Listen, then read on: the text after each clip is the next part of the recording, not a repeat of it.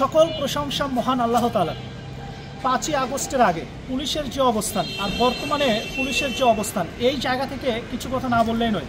এই 5ই আগস্টে আপনারা জানেন বাংলাদেশকে যেভাবে একটা ফ্যাসিজমের আবরণের মধ্যে রাখা হয়েছিল, পুলিশ সদস্যদেরকে যেভাবে ব্যবহার করা হয়েছিল বাংলাদেশের মানুষের বিরুদ্ধে, বাংলাদেশের বিরুদ্ধে যেভাবে ব্যবহার করা হয়েছিল, জুলাই অভ্যুত্থানে আমরা দেখেছি সাধারণ মানুষের উপরে ছাত্র শিক্ষক জনতা যে জুলাই অভ্যুত্থানের যে আন্দোলন, সে আন্দোলনে কোটা বিরোধী যে আন্দোলন, সে আন্দোলনে এই যে সাধারণ মানুষের উপরে যেভাবে গুলি চালাতে আমরা দেখেছি, সেই জায়গা থেকে মানুষের যে পুলিশের প্রতি যে একটা বিশ্বাস বা আস্থা, এইটা কিন্তু একেবারেই শেষ হয়ে গিয়েছিল।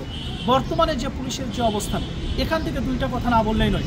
কারণ আপনারা জানেন বাংলাদেশে আইন শৃঙ্খলা বাহিনীর পরিস্থিতির যে একটা অবস্থা, অত্যন্ত লাজুক একটা অবস্থা। প্রত্যেকটা জায়গায় চুরি ডাকাতি ছিনতাই থেকে শুরু করে এমন কোনো অপরাধ নাই যেটা বাংলাদেশে প্রতিনিয়ত হচ্ছে না। অথচ 5ই আগস্টের পরে বাংলাদেশের মানুষের প্রত্যাশার জায়গাটা কিন্তু অন্যরকম ছিল। ঠিক এই জায়গা থেকে প্রতিনিয়ত মানুষের যে হতাশার জায়গা, এই হতাশা কিন্তু বেড়েই যাচ্ছে।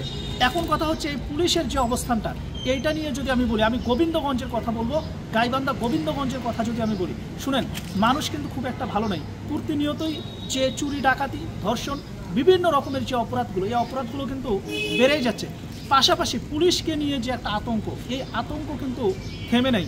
আমি যদি বলি গোবিন্দগঞ্জের বেশ কিছু জায়গা, বিশেষ করে তালুকানপুর, দরবস্ত, এই 2-3টা জায়গায় যেরকম একটা আতঙ্ক, হ্যাকার ট্যাগ দিয়ে যেভাবে মানুষকে ধরে নিয়ে এসে অনেক সময় দেখা যাচ্ছে তাদেরকে কিন্তু কোর্টেও ঠিকভাবে প্রডিউস করা হচ্ছে না। যে মামলায় তাদেরকে ধৃত করা হচ্ছে, কোর্টে কিন্তু অন্যভাবে তাদেরকে প্রডিউস করা হচ্ছে।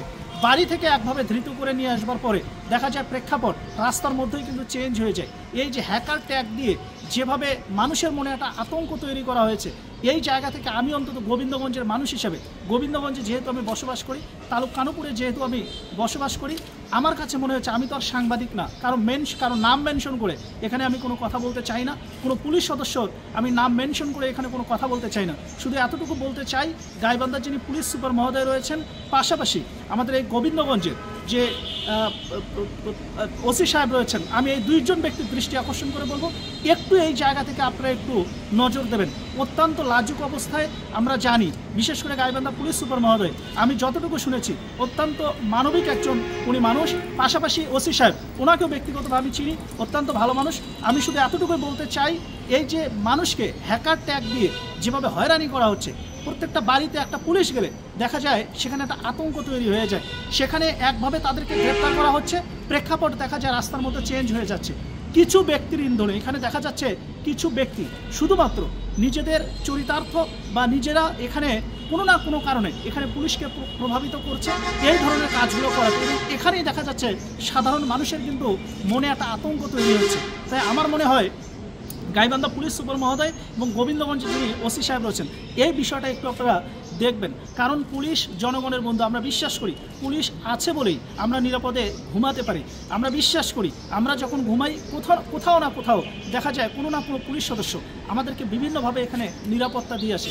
সুতরাং পুলিশ যদি মানুষের আতঙ্কের কারণ হয়ে দাঁড়ায়, এটা অত্যন্ত দুঃখজনক, এইটা আগামী দিনের জন্য এটা অত্যন্ত খারাপ একটা বার্তা। আমরা 5 তারিখের আগে যে পুলিশ প্রশাসন ছিল, 5 তারিখের আগে পুলিশের উপরে যে মানুষের যে আস্থাটা ছিল, সেই জায়গা থেকে বর্তমানে আস্থার জায়গাটা কিন্তু পরিবর্তন হওয়া দরকার, এবং আমরা চাই মানুষ এই জায়গা থেকে নিজেদের অবস্থানটা পরিবর্তন করবে, আস্থার জায়গাটা পরিবর্তন করবে। মানুষ আস্থা রাখতে চায়, মানুষ একটা পরিবর্তন চায়, এবং আমি মনে করি যে এখনই এই বিষয়টা গাইবান্ধা পুলিশ সুপার মহোদয় এবং গোবিন্দগঞ্জের যিনি ওসি সাহেব আছেন, আপনারা এটা অত্যন্ত দয়া করে দেখবেন। কারণটা বিশেষ করে তালুকানপুর, দরবস্ত, নাকাই, 3-4টা ইউনিয়নে যেভাবে পুলিশে হয়রানি হচ্ছে সাধারণ মানুষের উপরে। আমি একজন আইনজীবী, আমি তো ব্যক্তিগতভাবে জানি, অনেক ক্লায়েন্ট আমার কাছে আসে, অনেক সাধারণ মানুষ আমার কাছে আসে, লোকালি অনেক কাউন্সিলিং বিভিন্ন বিষয়ের সাথে আমি জড়িত। দেখা যায় অনেক বিষয় কিন্তু আমি এখানে দেখি, অনেক প্রেক্ষাপট স্বাভাবিক একটা বিষয়টাকে অস্বাভাবিক এখানে করা হয়, এটা অত্যন্ত দুঃখজনক। আপনারা এই বিষয়টা দেখেন, মানুষকে শান্তিতে রাখেন। অন্তত গোবিন্দগঞ্জের একজন মানুষ হিসাবে আপনাদের জন্য দোয়া করতে পারি। ভালো থাকবেন, সুস্থ থাকবেন। সর্বশেষ এতটুকু বলতে চাই, পুলিশের উপরে যে মানুষের যে আস্থা, পুলিশ মানুষের বন্ধু, এই জায়গা থেকে আপনাদের অবস্থানটা আপনারা সবসময় পরিষ্কার রাখবেন। ভালো থাকবেন, সুস্থ থাকবেন। আল্লাহ হাফেজ।